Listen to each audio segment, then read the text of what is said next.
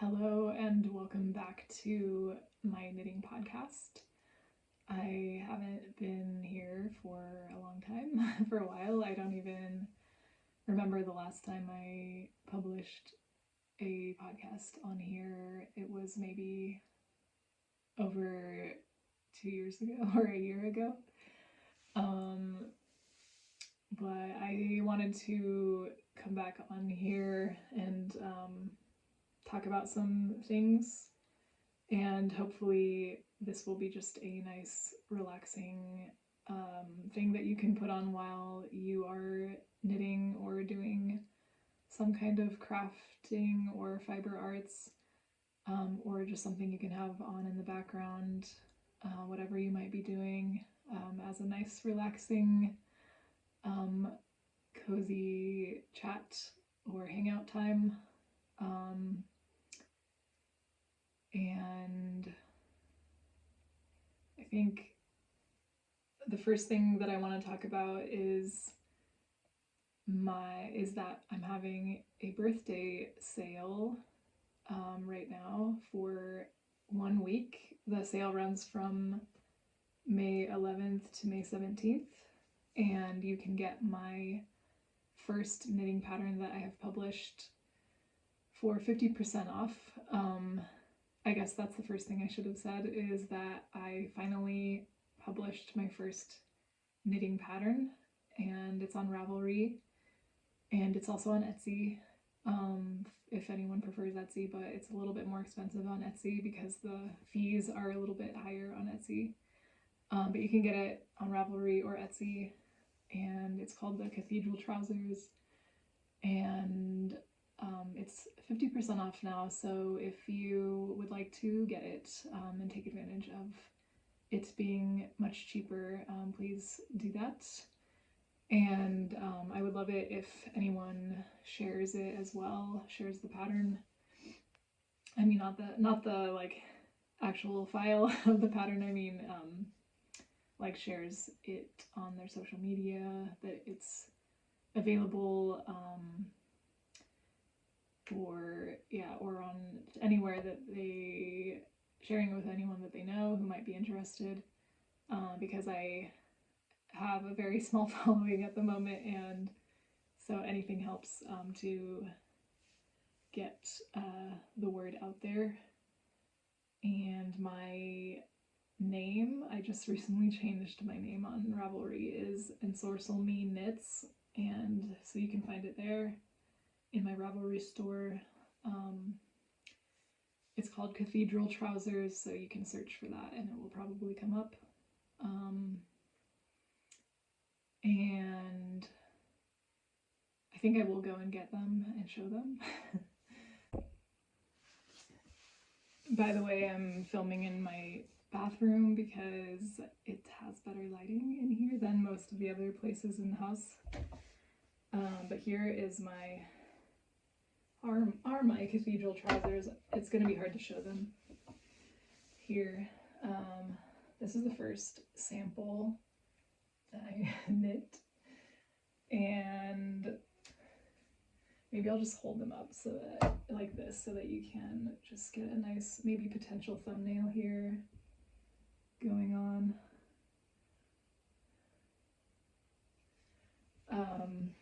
And then I'll show you my second sample that I knit. And then I'll show you maybe both of them at the same time, but yeah, and I'll talk about them more. So hopefully I can get a thumbnail out of one of these.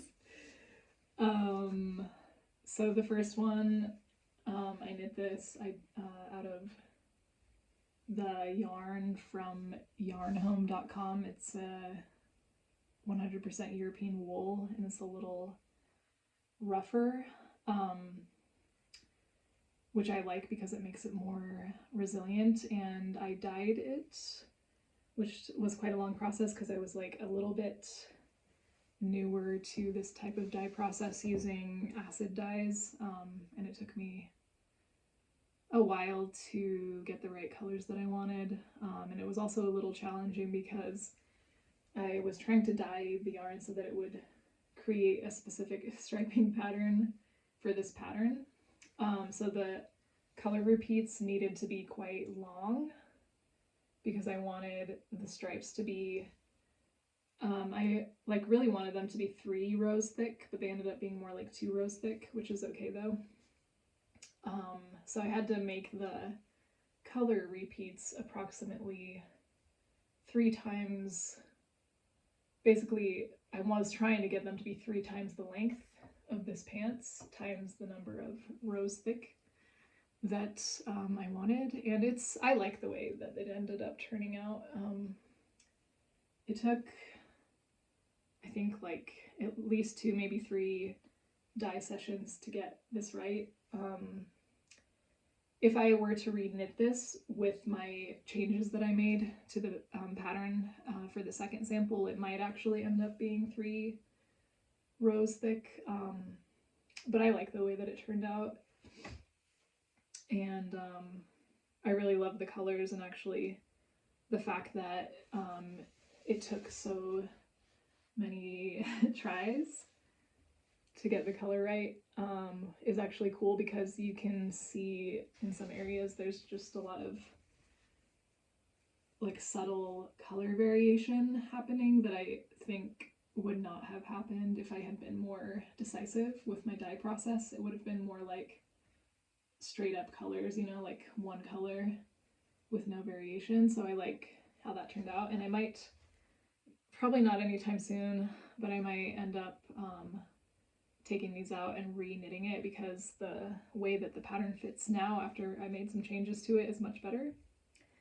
But the pattern includes 2 views or 2 variations. This is view A, and it has this kind of striping pattern at the rise area, and then at the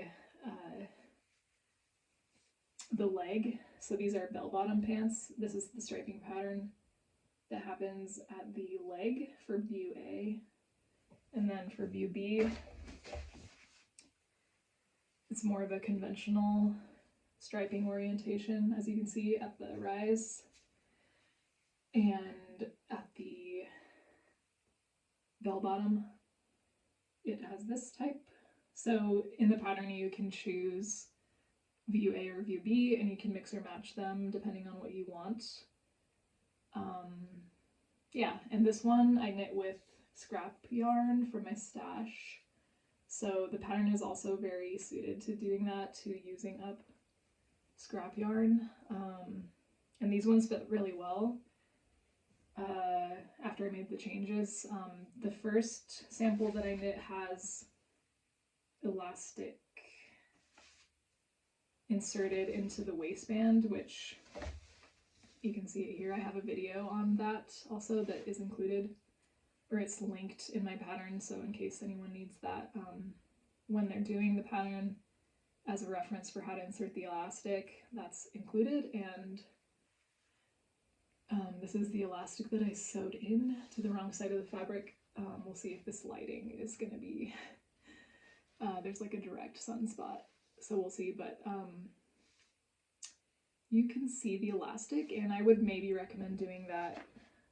You can see how your trousers fit after you finish them, but if they're a little too loose, you can put the elastic in there. But these ones, sample B, I did not put elastic in them, and they have held up pretty well even without any elastic, and it's just stockinette stitch, which is not the most elastic stitch that you can do with knitting, of course, but it's still, even so, like on at least on my body, they stayed up pretty well even after wearing them for a long time. They do get stretched out after you wear them, but these ones, like when I put them on, they still stay up pretty well. I think if I did put elastic in there, it would just give it that much more ability to hold, but they stayed up pretty well even without it.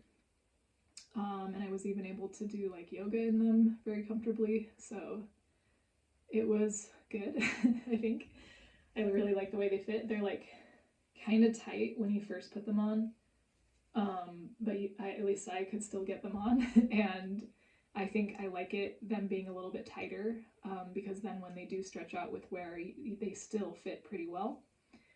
And then if you did want a looser fit, that you could do that, then I would just recommend putting the elastic in the waistband, and then there shouldn't be any problems with them staying up.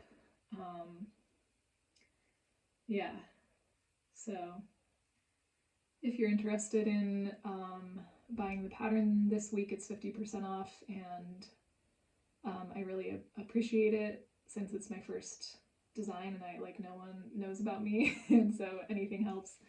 And then also just anyone who's liked the pattern or cued it on their Ravelry or shared it on Instagram or whatever, that is also extremely helpful to me. And let me know if you have any input on this or an opinion on this, because my Instagram is has a different name than my Ravelry or my Etsy store, because I've been thinking about changing my Instagram name to match, but my Instagram name is Craft Boy, and it reflects the fact that I do a lot of different things, not just knitting. So I've been a little bit on the fence about changing my knitting or my my fiber arts accounts name, because of that reason. Because I finally did it on my Etsy and my Ravelry. I changed it to Ensorcel Me Knits, which is I think what I would change it to if I were to change my Instagram name. So maybe they should all match.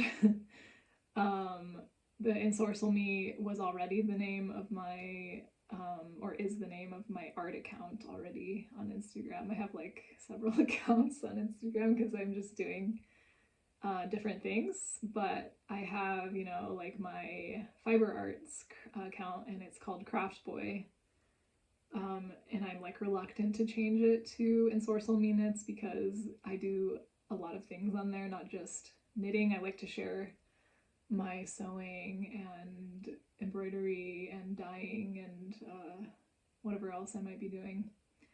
But if you have an opinion on this, please let me know or weigh in on it, and I'd love to hear what you think of that. As a knitwear name, I quite like Ensorcel Me Knits, because it's already what my art account was, which is just Ensorcel Me, but then you add the knit part onto it so that it designates it as being my design, my knitwear design endeavors, and I really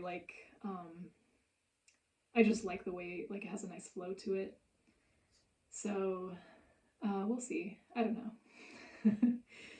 know. In this episode, also, I just want to jump back in and just talk about other things that I've been making, including knitting, and maybe I'll talk about sewing a little bit, and also embroidery, and show you some of those things. And we'll see what else I might talk about. I have a loose plan, but it's not very planned at all. And so let's see.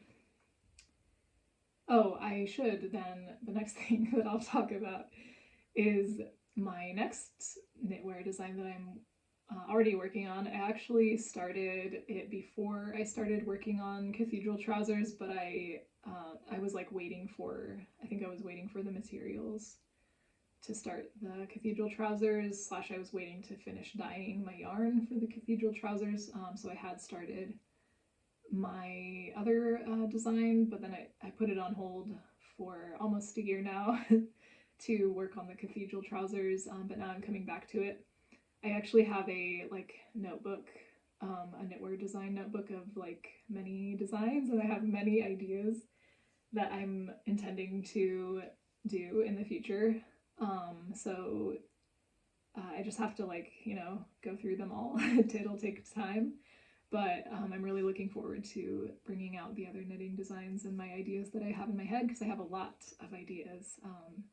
So it's just like a matter of time, because it's like I want to get them all out immediately, but I have to go through the whole design process and knit everything, so it's going to take a while longer than that. But just you can look forward to lots of new designs from me in the future. So I'll show you what I had been working on for my next design. And this is the swatch that I'm currently working on. And it is this lilac colored yarn that's wool. It's New Zealand wool from Yarn Home as well, and it has a little bit of mohair in it. Is it Lanagata mohair? I can't remember the name of it. I think it's Italian, and I want it to be the kind of fabric to be a little looser, very like large gauge. Like I might go even looser than this in terms of the gauge. I just want to make sure that this I-cord edge on the edge of it is going to stay neat and not be messy looking when I use too large of a gauge, so we'll see. But I want it to be like a very airy and floaty, loose fabric. And I just really like the minimalism of the stockinette stitch. I had actually considered doing a more complex stitch for this pattern. This was another swatch that I made, and this one is using a stitch that was called rose pattern in German. I don't know what it's called in English, because I like rose stitch, because I don't think it's called rose stitch in English. Because I tried looking that up and it didn't come up with this pattern, so I don't know what it's called in English. I was using a German stitch dictionary, so I don't know. I think that same book is available in English, so I just don't know what they call it in that book, or in the English version. But I like this with like the I-cord edge around it. I might use this for something else, but I just felt that for this design, the very minimalistic route was better. It was more akin to my original vision. I also tried a honeycomb stitch for this pattern. I don't have that swatch anymore because I reused the yarn. This is actually the yarn that I took out from that swatch. I need to wind it into a ball because I soaked it to let the fibers relax after taking it out. So the honeycomb stitch is really cool. I just don't want to use something like that for this design. And what it's going to be is a duster vest. So it's going to be like a vest that is connected, like a regular vest length kind of, and then like maybe from the waist down it's open, like so there's vents on the side seams and it goes down, and I might also put a vent in the back, we'll see. And then there's obviously a vent in the front. It's going to be button up, and then there's going to be a vent in the front, and it's going to be very long, and you can make it like down to however long you want it to be. It can be like floor length or ankle length or shorter than that. And then it's going to tie at the side, so kind of like a ballet top, ballet wrap. I also had designed a version that is button up, and I may do that for the pattern still. I might have two versions in the pattern as well, like I did with the cathedral trousers, but I might actually release those as two separate patterns. We'll see. We'll see what happens. I did get this green yarn as well for the same project, for the same design, because I was planning to do two versions, but I might just do one version and then maybe the second version will be in a separate pattern. We'll see. This also has some green mohair that goes with it. And then the other pattern that I want to start soon, the other design of mine that I want to start soon is a sock design. I might also start it and release it before this design, this best design. We'll see if maybe it won't take as long, so maybe I'll release it first. Yeah, and it's going to be a sock pattern composed of triangles. So the whole thing will be like modular triangles put together into a sock shape, and then the edge of it will also be composed of the triangles, and they'll just be like left open spaces so that it'll have a zigzag edge at the top edge. And I think I'm going to call them pennant socks, and they're going to have a little bit of a medieval flair or medieval revival flair. And I might also knit them like in a little bit larger size and then felt them so that they'll be stronger, like a little bit of felted so that they'll be more durable. I might add that into the pattern, or like say that you can knit like socks a couple sizes up and then felt them if you want, or you can just knit your regular size and not felt them. We'll see. We'll see how that goes. So I guess that's all I'll talk about for now in terms of my pattern designs, because I have a lot more, but those won't be for like the farther future, so maybe I'll talk about those later. So I have in here also my knitting baskets filled with my yarn, and I think I'm going to talk about that maybe, what I have in my yarn stash.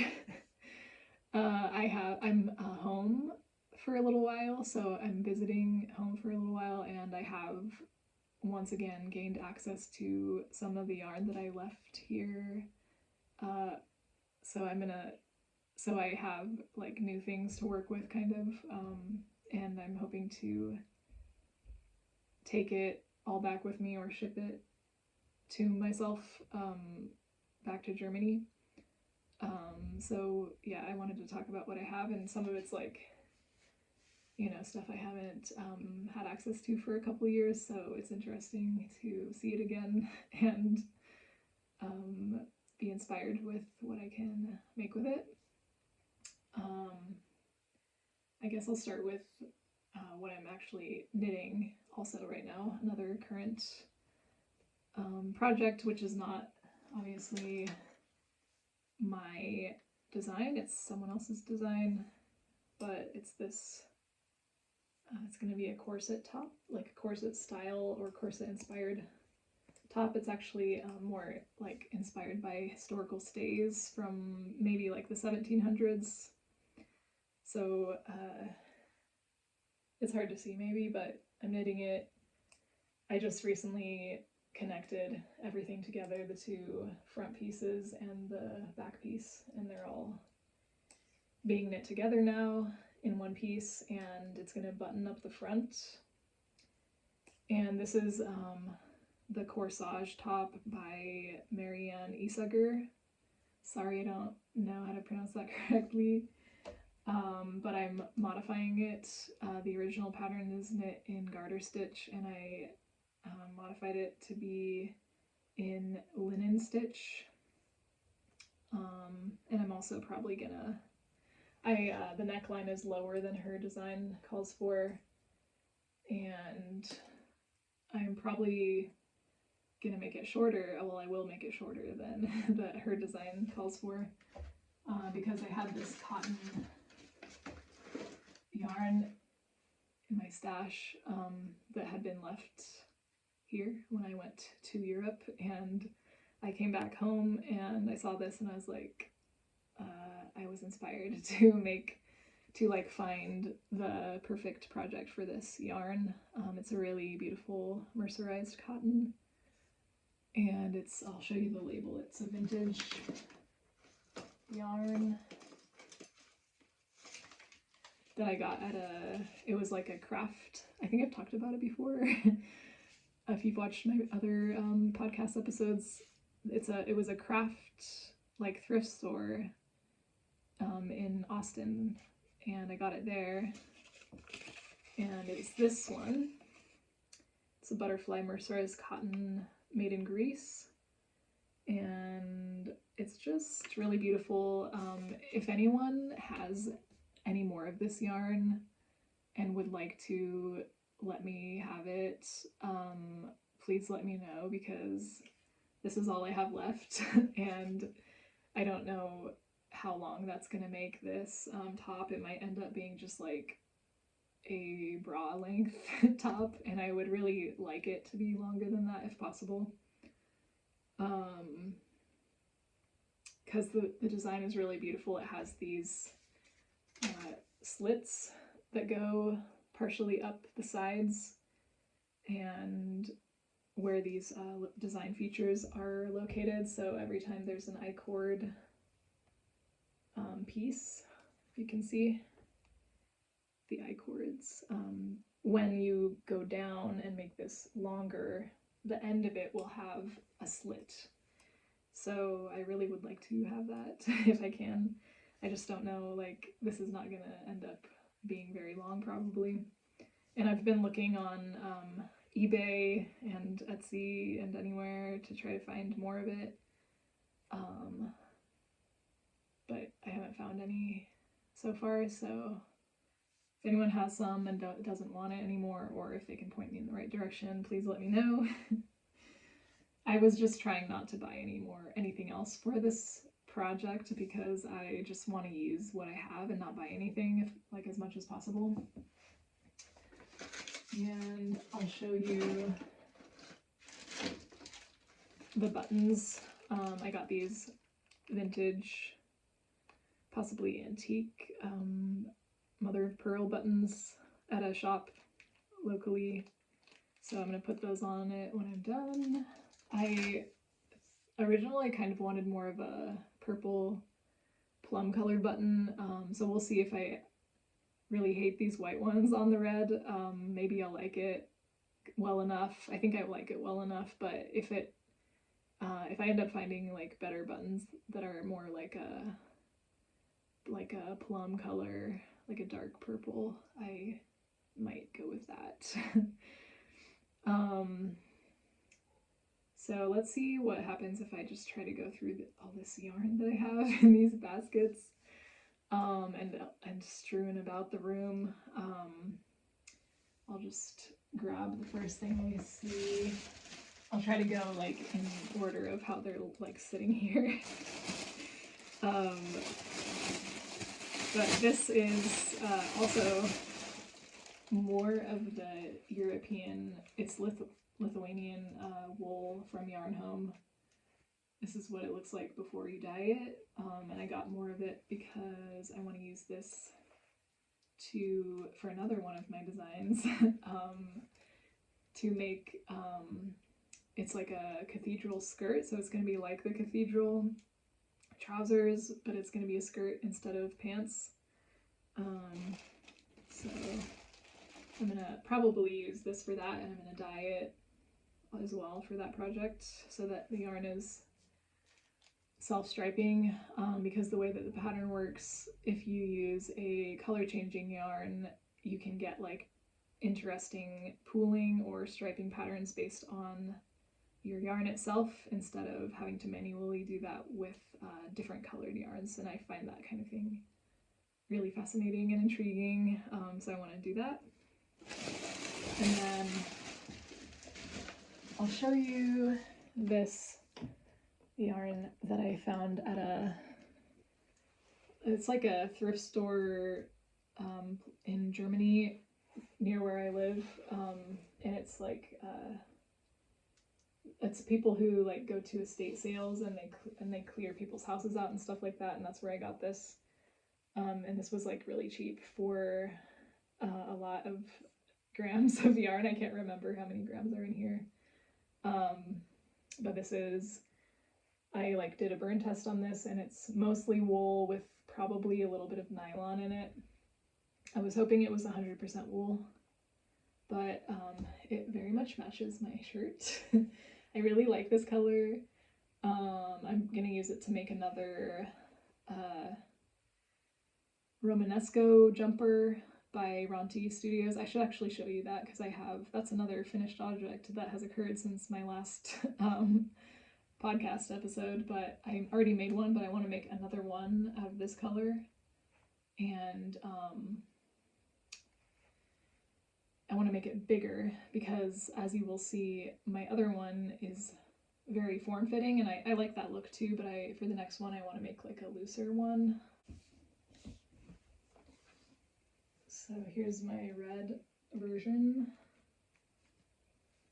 And the leftover yarn from this I did incorporate into my second sample of the cathedral trousers, so it has a lot of that kind of color.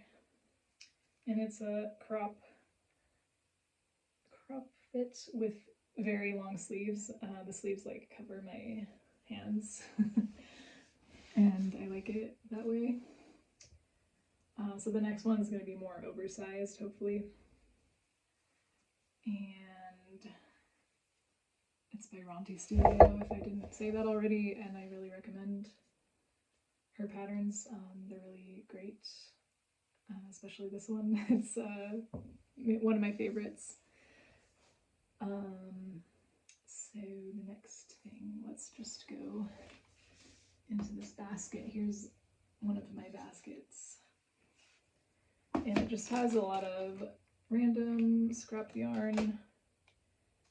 It has this yarn that I took out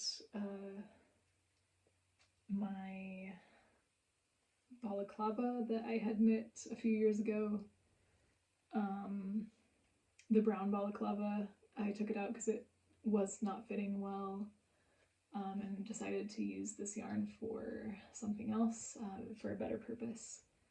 And I actually knit another balaclava with it for my friend, and I have a lot more of this, and so I might knit more balaclavas out of it and sell them, maybe. We'll see. And then I have some more of this yarn, which I incorporated into, I think this is probably the last of it, that I had in my second sample of my cathedral trousers. And I have this yarn, which is from You and I Yarns in Chehalis. It's their own house brand of yarn. It's called like Along the Chehalis River, I think. And this is the like braised peach color, or baked peaches, I can't remember what it's called. And I actually don't know what I'm going to make with this yet. I was originally thinking about incorporating it into my cathedral trousers, but I didn't want to put this color into that color scheme, so I didn't. I have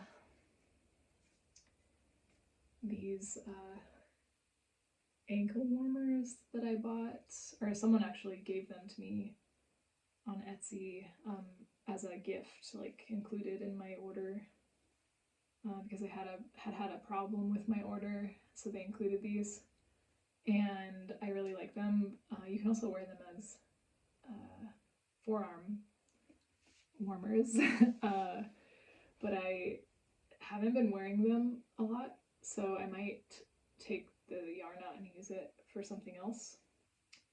But that'll be like for the future, so I have a long time to like maybe change my mind about that. We'll see. And then I have a little bit of this green yarn, which is actually, this is from Germany, but I used it to knit a balaclava for my niece, and this was the leftover.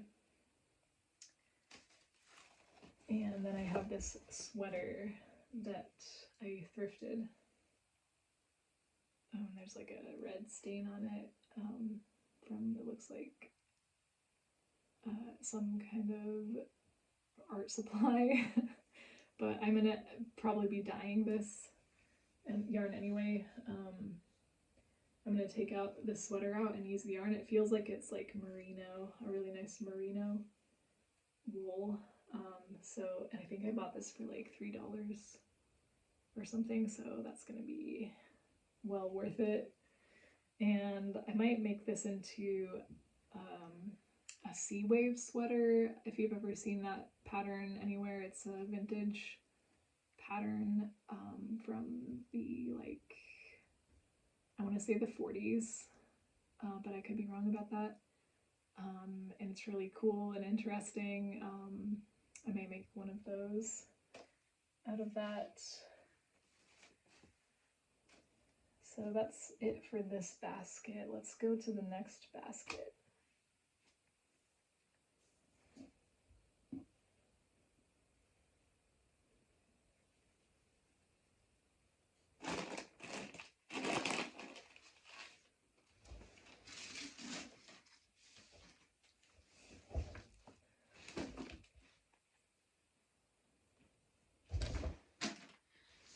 So here is, oh, it's the Lana Gato. I was like, it's not gato, it's gata, because gato is like the word cat in Spanish, and I was like, I don't think it's that, but it is actually, but it's not Spanish, it has two T's.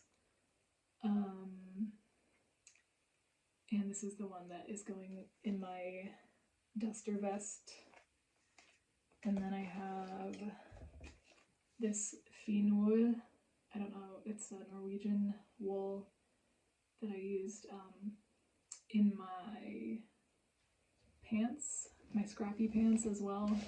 And I'm going to use this for my sock design as well.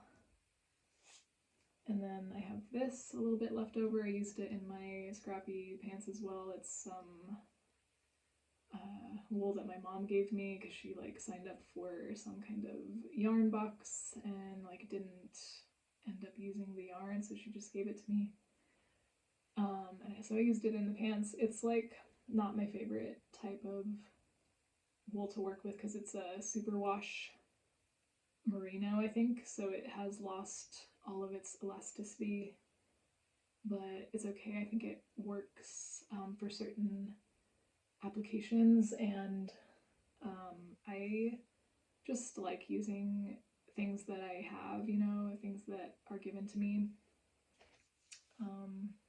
as much as possible. This is wool that I got at a thrift store in Alaska, and it's this brown 100% wool, and I used it also in my pants, but I really like it. I still have a lot more of it left, so I'll make something out of that at some point. And here's a baby balaclava that I made for my niece as well, but it is now too small, and I am gonna reuse this yarn for something. Here's the mohair from the balaclava, the brown balaclava that I ripped out. I'll use that for something in the future as well. And yeah, so if you've seen my previous episodes, you'll see that one of my previous episodes has that as the thumbnail, so that's what happened to that brown balaclava. It didn't fit very well. I didn't like the way it fit, so I decided to use the yarn for a better purpose. This is the remainder yarn of my yarn that I dyed for my first cathedral trousers, and I actually steeked one of the legs and cut it so that it would fit right because it was way too long. But that actually wasn't the best idea, probably because I want to reknit them in the future, so now on every row I'm gonna have to tie that yarn together, and so that's not the best, but we're just gonna make it work in the future. And here are the leg warmers that I bought from that same place that gave me the ankle warmers, and I also don't wear these very much, and I had also made them longer because that was like the thing, that was the problem that I had with the order. The leg warmers were not as long as they were in the listing description. That's why she gave me like some free ankle warmers. but I did end up like adding on more length with some like different black yarn, and it's like okay, but I think I would like to just take out this yarn and reuse it for something else, or maybe like in the future make myself some leg or some stockings that are actually thigh high and with like all the same yarn rather than having this like patchworked together version, because I think it would just look better and I could do a better job of making these now than I did then. So I might end up reusing this yarn for something else, because I don't wear them a lot. But yeah, oh my gosh, I just discovered more of this yarn in here. Oh, that means I have more yarn. Oh my gosh, I'm so excited. Maybe I won't need more now. I just discovered more of the butterfly red yarn for my top. This was meant to be. Doing this podcast had a greater purpose, because if I hadn't, I would not have found this probably for a long time, because I have not been looking in this basket.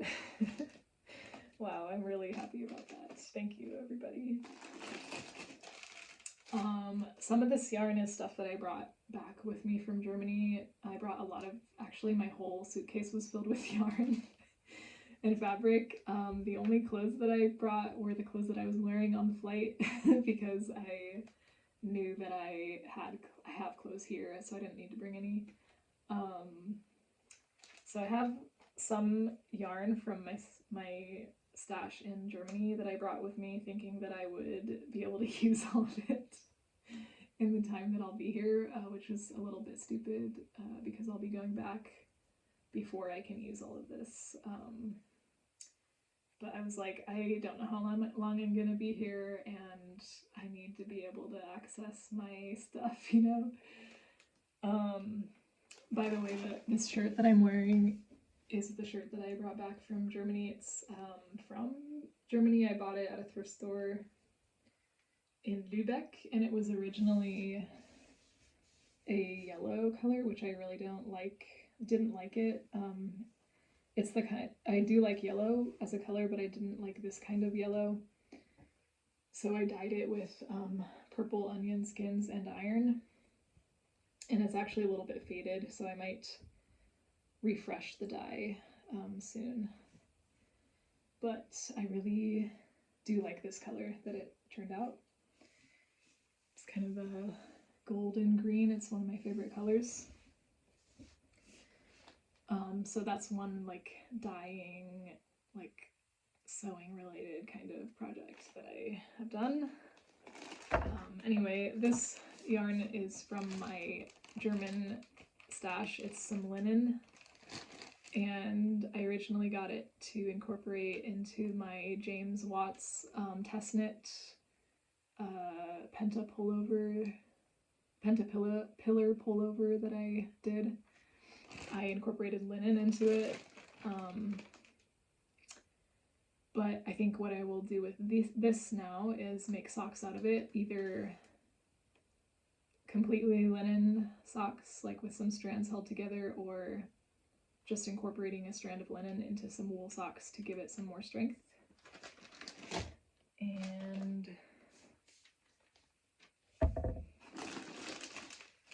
wow, I have a lot of random things in here.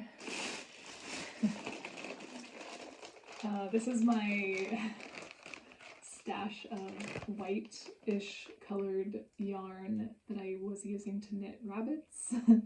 I knit a rabbit, one of the rabbit designs by Claire Garland, and I had a lot of this from, some of it I bought, some of it is drops yarn, and some of it's mohair, and then some of it's from that thrift craft store in Austin, but I'm intending to knit myself a rabbit in the near future, and probably like a chicken from her designs as well, so I'm going to use that for that. I'm also going to use this probably for the chicken or a rabbit. This is some sock yarn, and this had been socks. I had knit it into socks in like a long time ago. Like, how long ago would that have been? Like over 10 years ago. It was socks, but they got a hole in them, so I just took them out and I reused it. I reused some of it already to knit someone a chicken as a present, someone who likes chickens. So I might use it again to knit another chicken.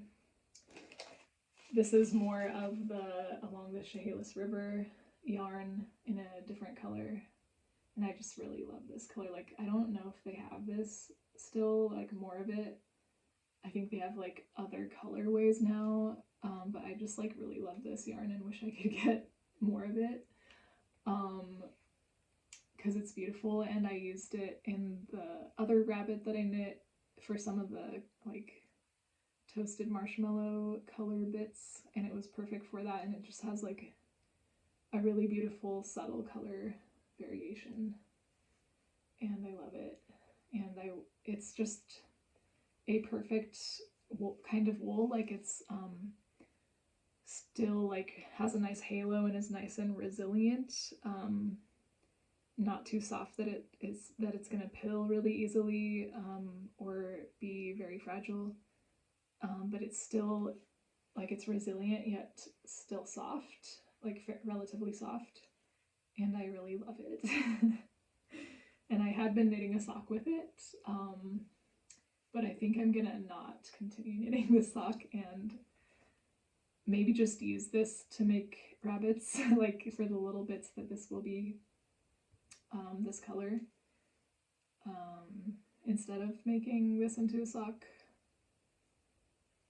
If I did make into a sock, I would change this sock a little bit, the way I had been doing it. I think it's a little bit too small, but I do like this design that I worked out for socks. It has a reinforced sole. I'm like reinforcing the entire sole of the sock, and then it's a twisted rib, just partially wide, ended up being too small, but the twisted rib, I just also like how sturdy that looks and how firm of a fabric it gives. Here's the mohair for my green version of my duster vest. If I do end up making that into a duster vest, we'll see. And here is some socks that I had knit. Sorry I'm not taking any of these out of the bags, that's just too much too much work to do right now. I knit these socks with this sock yarn that I also found. These were featured in a previous episode, but I found the sock yarn at the thrift store, the craft thrift store, and these socks like very quickly got a hole in them, so I'm probably gonna take it out and either re-knit the socks, hopefully with like a more sturdy or reinforced design, or just use the yarn for something else. And here's some black yarn that's left over from knitting my rabbit, which I will use. Here's some red mohair that I got and never used for its intended purpose. I was looking for like the perfect mohair for this yarn, because I was originally making this into a balaclava, which I did end up doing, but I ended up not putting mohair in it, but I still have this mohair. I'll use that for something at some point. I have yet more Along the Chehalis River yarn in pink, and I also use this for the rabbit. I use this for the inside of the ears, and it was also perfect for that. I just love like yarns like this that are one color but just with like subtle color variation. I really like that. Here's my bag of scrap yarn pieces that I will use for like either like if they're long enough for a scrappy project, or just use them for stuffing for something, or I could also eventually remake them into more yarn if I ever get into spinning. Here's some mohair from the rabbit, like copper mohair. And more mohair from the rabbit. This actually goes in the rabbit, if you can believe it.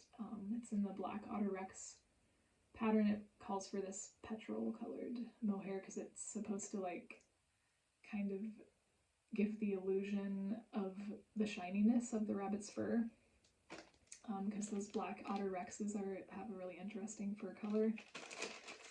Here's some black yarn that I'll probably use to make myself a rabbit as well. I'll incorporate that. That's from the knitting thrift shop as well. I like to use like thrifted and reused fiber wherever possible. Let's see. Here's some silk. This is 100% mulberry silk that I had bought to use in the James and Watts pattern, but I did end up using this copper color in it, but I didn't use the green one. But I actually kind of regret using it in that pattern because it's not really, you can't really notice it. It doesn't stand out in that pattern to full effect. And what I really want to do with this is make its own design that will really accentuate the beauty of this yarn. I think I'm going to try to probably make like a very delicate like bustier top out of it, or bralette out of this, and maybe that will be like a pattern that I release in the future. We'll see. And I think this is the last thing in here, just some leftover sock yarn, and I had used this to make some socks for my mom, which I think I showed them in a previous episode, I'm not sure. Yeah, so that's all the yarn that's in my stash here in the US, including, so it's like my US stash and also including some stuff that I had acquired while in Europe, and my intentions for it. Now I'll talk a little bit about some embroidery and maybe talk about sewing a little bit, but I might just leave that for another video because this one's already really long.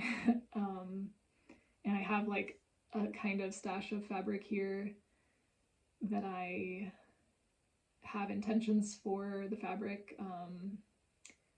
I think I have intentions for all of it. If it's not like a very specific intention, I have like a vague idea of what I want to do with it. Maybe I'll like talk about it a little bit, but I'm not gonna go and get it because it's already like very messy in here with all the yarn, but I might talk about that in a future episode, so if you are interested in that, just let me know. I'm going to show you this embroidery project that I did, and this is like basically the first time I've ever done embroidery. I wanted to make this for my sister's birthday. It is a hat that I embroidered with corgis.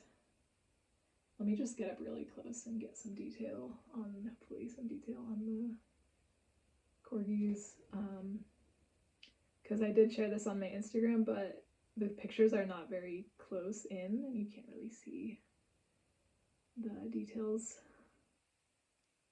And it has some butterflies.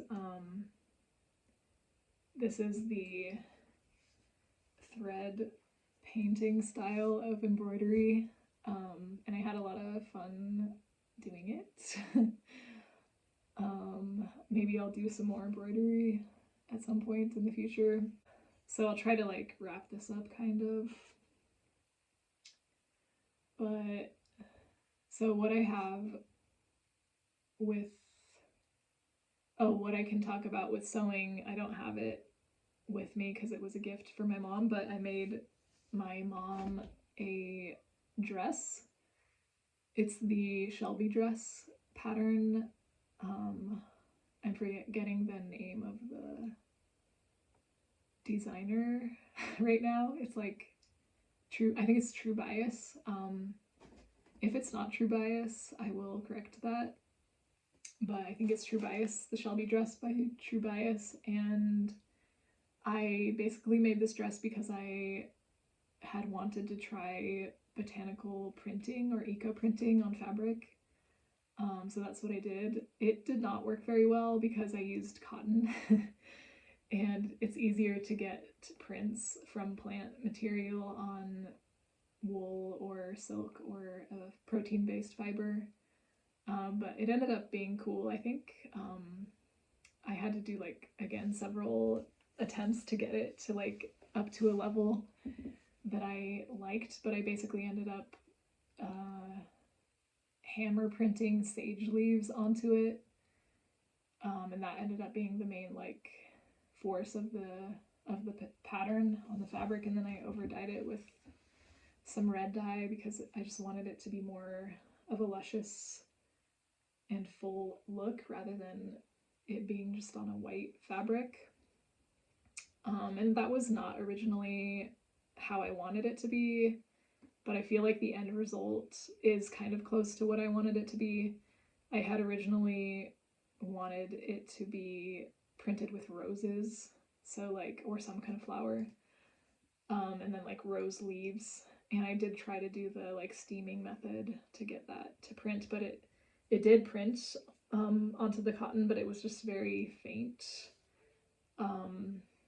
So I had to do something that would give a more intentional look, which is why I ended up doing what I did. But I was basically trying to get some kind of similar vibe to those 90s dresses that are like printed. They're like a burgundy red, printed with flowers or roses, because the dress pattern is that kind of dress.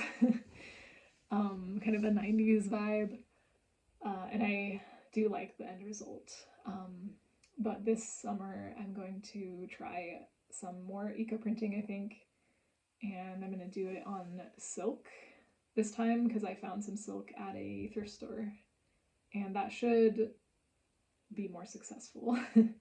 And I want to do the method of using a dye blanket. So it's, you're going to put the hello. Wait, what are you doing? You're gonna crush my basket. What was I talking about? Maybe I'll just wear this for the rest of the podcast. Oh, the printing on silk. I'm gonna hopefully do. I will hopefully have some more dye material that we are growing in our garden that will be available for doing that, more so than I did last time I tried this. Some more plants that will print, you know, the leaves and the flowers will print on the fabric more readily. And I want to put the like leaves and flowers on the fabric, on the silk, and then use a dye blanket. You put it, it's like a piece of fabric that's soaked in dye, and you put that on top of the silk, and then you roll it up really tightly, and then you steam it for a few hours. And that should hopefully create prints that have like the leaves and the foliage in one spot, and then the background is all dyed with the color of the dye blanket. That's my intention. That's like what I was going for the last time, but it didn't work. And I think I would really like to do red as a background, but I don't have any madder root or other red dye plant, and I don't want to buy it. So I might instead do actually a green like this one. So I will use some red onion skins modified with iron to make that color. And I think that would be really cool, and I might actually like that more than the red as a background. Or I'll just use yellow onion skins, which will create like a golden color. So yeah, I might try that. And other cool, really cool fabric acquisitions that I have acquired lately is I was at an estate sale, which I think I've never been to an estate sale before, but I went to an estate sale in Portland, and it was in like the hill part of Portland, where all the like really expensive houses are, and it was in this really cool house on the hill, of an author. The person had been an author and had owned a bookstore, but I found about 2 meters of silk from Thailand, and it's printed, batik printed, and it's so beautiful. And I'm gonna use it for something. In fact, I'm gonna go get it. I just have to show you. Okay, I actually ended up getting my whole fabric stash out of my closet because it's just like neatly folded into one cohesive pile or stack. So I just grabbed it. I'm gonna try to keep it neatly folded, so I'm not gonna like take it out of its folding, because like I don't know how I managed to make it so neat, because I am terrible at folding things neatly, but it's pretty neat now, so I don't want to disturb it. But here are the two. Each one is about 1 meter of the Thai silk, and it's like so beautiful. I can't believe it. I got them both for $15, including some other things that I found at the estate sale. Let me know if that's a good price. I had a feeling, because I had to like say what price I wanted to pay, and I felt weird doing that, and I didn't know, but I kind of have a feeling like I could have asked a lot less for it, especially because the guy didn't seem to understand the worth of these. But I don't know if that's a good price. Like, let me know if you know anything about this and if that's a good price for this. This is the second one, but they're like so beautiful. And let me know what you think I should make with them. So I'll just quickly show you my fabric stash. There's maybe a couple other things that I have that won't be shown, but I will I'll show you those later if I need to. Okay, so here is some silk, 100% silk that I found at a thrift store. And I have this silk as well that's from the same thrift store, I think. This is the one that I'm going to try to eco-print. And then here is also some silk from a few years ago. I had bought it, and I'm probably gonna, I had sewn it into like a scarf. I just hemmed the edges, but I'm going to use all of these to make probably underwear with. A lot of the fabric I have here, I'm going to use it to make underwear for myself. I'd also bought this fabric. This is the fabric from a thrift store that I used to do the embroidery corgis, and then I glued it, or I sewed it actually onto the hat. This is a piece, this is a sheet actually. It's tencel and silk, and it's kind of like this beautiful silvery color, like a warm silver, that I had got in Germany. And I brought it with me kind of stupidly because I don't think I might not get to the sewing project that I'm using this for while I'm here, and I'm just gonna have to bring it back, but that's okay. And it's kind of this like breathe dress from Ever After, if you know what I'm talking about, color. And I'm going to make it into a kirtle inspired dress for myself. So it'll have kind of like the princess seams, and it'll be like constructed similarly to a medieval kirtle, and it'll have lacing up the back. And more fabric from a thrift store. This will be used to make underwear. That's my intention anyway. It has this cool like batik stripe, kind of like tiger stripes pattern. Here is a towel that my mom gave me. And I don't know if I'm gonna actually use that to sew with, but I might make it into something, we'll see. I might just keep using it as a towel.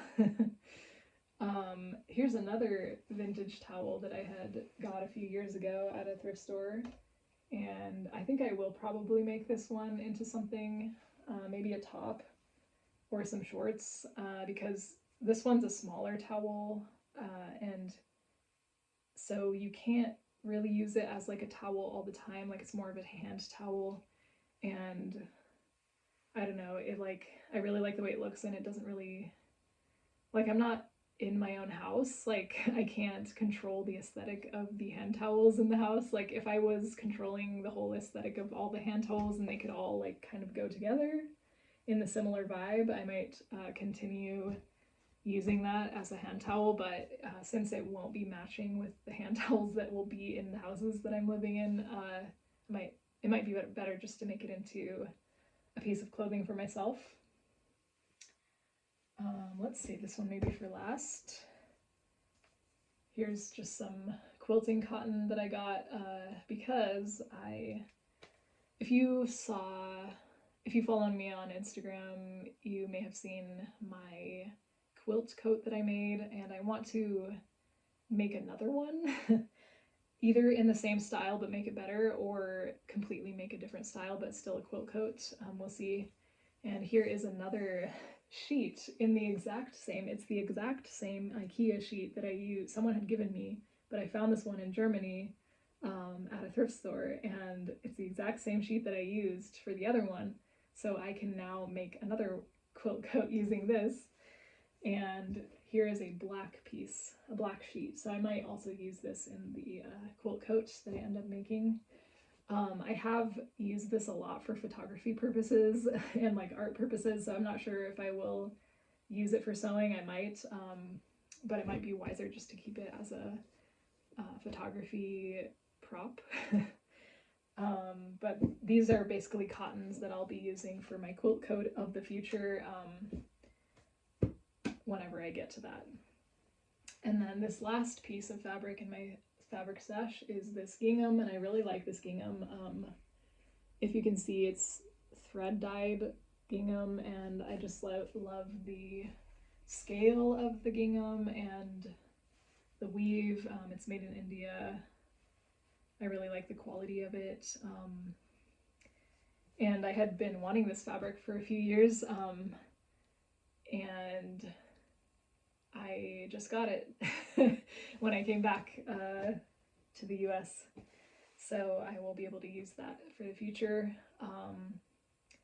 I am going to design like an outfit for myself out of this, and I'm going to use it to do some ruching, or not some ruching, some smocking, some like hand sewn smocking, like historical smocking, because this will be my first smocking project, and this kind of fabric is actually perfect for smocking because it has the grid already on it naturally, so you don't have to draw it out. And I think that will be really fun to create some really cool smocking designs with clothing. It'll be kind of like historically inspired a little bit, but it won't be completely 100% historical. So I'm really excited about that. So that is my fabric stash. I did want to show you a few pieces that I made for the ball that I attended in England. If you follow me on Instagram, you also will know that I went to a ball in England, a Regency, historical Regency themed ball. It's Zack Pinsent's ball of Pinsent tailoring, and I actually won the tickets, which was really lucky of me. I never win stuff like that, and I was really amazed that I won those, and really grateful that I had that opportunity.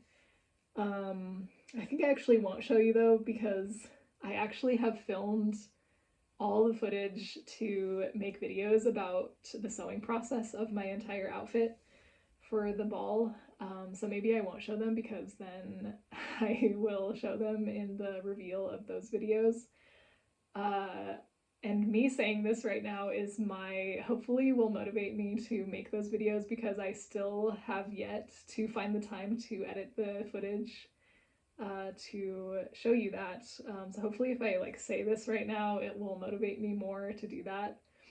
But I made 2 complete outfits of Regency suits for a ball. So it has the breeches, and which I could show you as well, but I won't show you right now.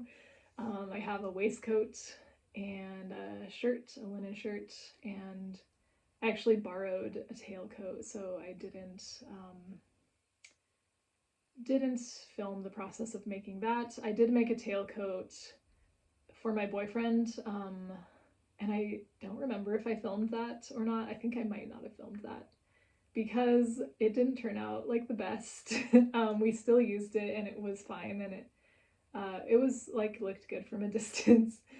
It looked like semi-correct, like it was correct silhouette, but it just wasn't up to the standard that I would have liked it to be. So I would like to make a tailcoat for myself for the future to complete this ensemble that I have, this now historical ensemble that I have, so I can continue using it and wearing it in the future, but I'll do that in the future. So I have all the footage to show my process all the way from the shirt to the breeches to the waistcoat. So I would like to share that at some point. And I'm really excited to share that as well. I just need to find the time to edit those videos. There's a lot of footage. And yeah, so if you're excited to see that, or if you would like to see that, please let me know, because I think the more people who actually tell me that they want to see that, it might motivate me more to get it done. And yeah, definitely check out Zack's. He has an Instagram and a YouTube channel as well. Definitely check that out. He does really cool work, and he's having another ball this year. It'll be in February next year, but he's going to be releasing the tickets for that soon. So if you're interested in going to a Regency ball in Brighton, England, check that out. I can highly recommend it. It's at the Royal Pavilion in Brighton. So just like a very lush, extravagant palace. It's the only royal palace that they allow events in, I think. And it's just like an over the top chinoiserie building. So yeah, if you have the opportunity to do that, it's worth it. And thank you to Zack for allowing me to come to that, and for letting me borrow his waistcoat, because that's the one that I wore, and I wouldn't have been able to go otherwise, so thank you so much. Yeah, I think that's like pretty much coming to the end. I'm really excited about like everything that I'm making. I don't have enough time in the day to do everything that I want to do. I'm also growing a garden right now, which is like gonna have the dye plants that I will use for dyeing my silk. And I would like to like continue doing that in the future. Like when I go back to Germany, I want to have dye plants in the garden, including as well as food plants. And I'm like just on the quest of slowly making all of my clothes myself, including my underwear and my socks, as I mentioned. I actually need socks really badly, but I'm like super purist about it and don't want to buy socks that have like any kind of nylon or plastic included in the fiber. And I just want to like make them all myself, but it's just like takes time. And I actually like need socks though, so it's like like getting by without something that I actually need, because I'm such a like hardcore person about it. Like so yeah, I think I might buy some socks at some point, like 100% cotton ones, or maybe like hemp ones, because like any socks that I have bought that are high quality, like 100% natural materials, I still have them. So like I know even if I had to invest a little bit more money into them, I think I would have them for like a really long time, and I would continue to repair them if they get holes. So I think it would be worth it. And in addition to making my own, it's part of the reason why I want to make my sock pattern because it'll be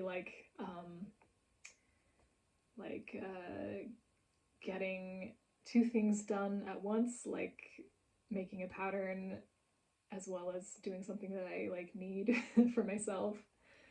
Um, yeah, and I'm really excited about the clothing that I want to sew for myself. I'm actually like really excited about sewing, which I mean, in the past, I think like I was excited about sewing, but not very motivated to sew because I'm still like relatively new at sewing, so it's still hard in some ways for me, and there's still a lot of learning process going on.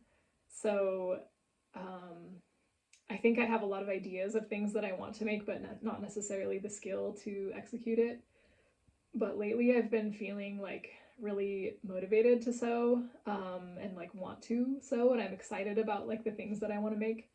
However, I have to wait, so which I think is a good thing because I'm just like getting building up motivation for myself to make things that I need. um, I have promised myself that I will wait to sew anything else until I finish a painting that I need to do. So I have two commissions of paintings that I need to do. And it's like taking up my room right now. So I don't want to sew until I finish that so that I can clear the painting out. And so right now it's covering up my sewing station. So I will get back to sewing when I have finished the commissions that I need to finish for people. Um, and then maybe I'll have like a lot of motivation to sew things. um, yeah. So thank you for joining me. Um, Again, if you have watched in the past or if you're new, thank you for being here as well. And please engage with my content if you feel so inclined, because it really helps me out. Whether it's subscribing if this is the kind of thing you're into, or liking it, or sharing my stuff with anyone that you think would be interested in, or following me on Instagram at craftboy, which is still currently my name. Um, I may change it in the future, but we'll see. That also would really help because I am very unknown at the moment, but I'm trying to be a knitwear designer, so that kind of thing would really help me out. And don't forget the birthday sale that I'm having this week until the 17th of May. If you want to get my first pattern, Cathedral Trousers, for 50% off, you can get it. So definitely take advantage of that if you would like to. Um, and yeah, thank you so much for watching, and hopefully you will see me soon and you won't be waiting a year to see me next. Yeah, thank you very much. Bye.